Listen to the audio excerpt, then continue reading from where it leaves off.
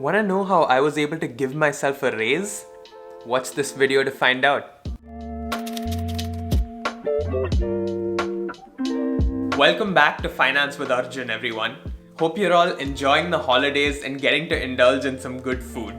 I myself just had some leftover pecan pie and boy am I feeling satisfied. But I digress. In today's video, we're talking about how I was able to make thousands of dollars in addition to my salary using the employee stock purchase program. By the way, this is not clickbait at all, and if you watch the video all the way through, you'll understand exactly why.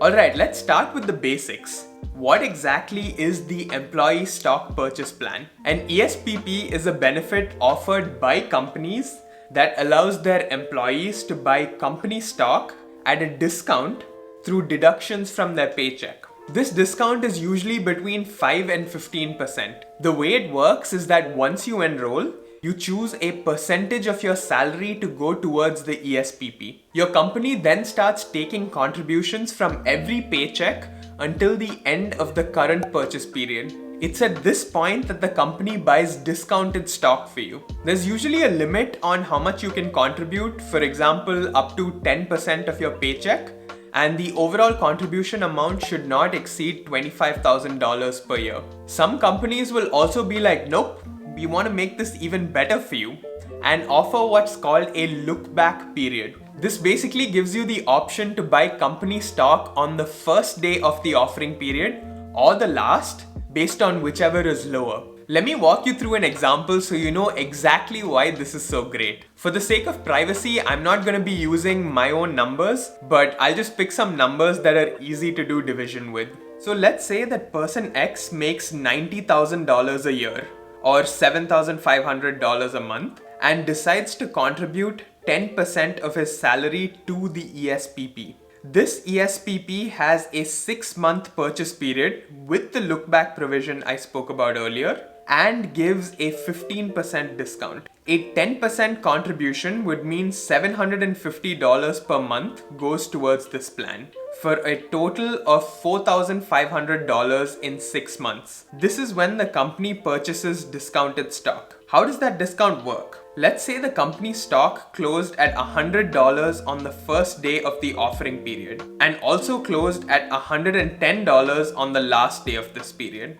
You would then take the lower of the two prices, in this case $100, and purchase stock with a 15% discount, which here would come out to be $85. This would mean that you own 52.94 shares. If you sell immediately at the current price of $110, you get back $5,823. Remember, we had initially contributed only $4,500, but we got back $5,800, which is a difference of $1,323 in free money, or essentially a 29.4% return on investment. This is basically equivalent to getting a raise of $2,600 over the course of the year.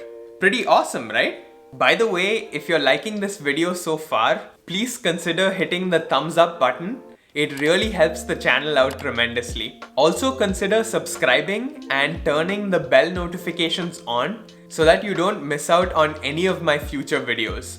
Alright, back to the example. You might be saying to me, well Arjun, here the price went up. Obviously you're gonna make money.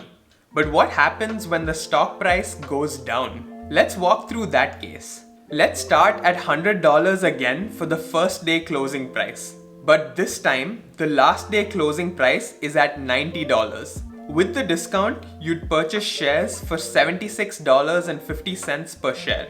And you'd end up owning 58.82 shares, which is worth $5,293 if you sell immediately. Compared with the $4,500 initial contribution, we still made $793 for a return on investment of 17.6%. Think about that. Even with the stock price going down, the lowest possible return through the ESPP is 17.6%.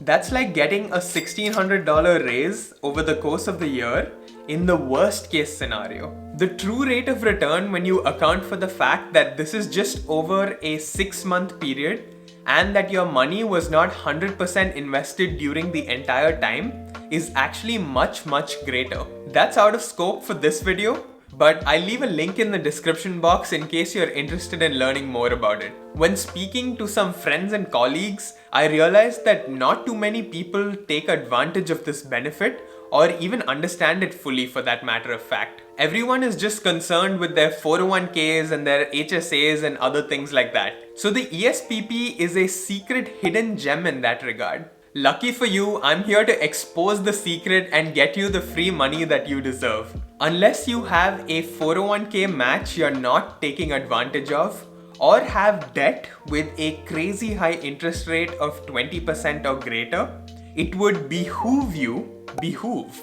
Alright, that was not in the script, but let's run with it. It would behoove you to look at your company's ESPP. Obviously, you'll have to give a portion of the gains away to taxes, but it's still a no-brainer to max it out in my opinion. Talking about taxes, let's dive into that a little bit more. If the shares are sold immediately, you get taxed at ordinary income tax rates. However, if you hold your shares for more than a year since your purchase date and more than 2 years from your offering date, you get taxed at a lower tax rate, which is the capital gains rate of 15 to 20%. But should you hold on to these stocks for longer just for the lower tax rate?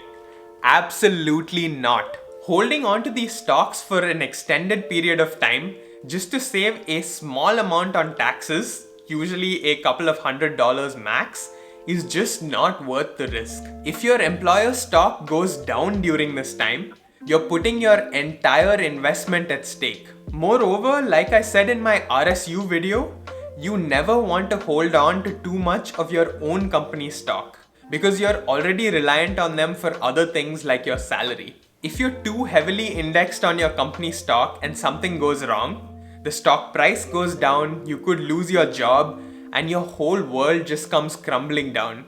So the best option would be to sell these ESPP stocks immediately, pay ordinary income tax on the sale, and just diversify into index funds or something. There's literally zero risk when you employ this method, and you're guaranteed to make money without losing any of it. I think Warren Buffett would agree with me on this one.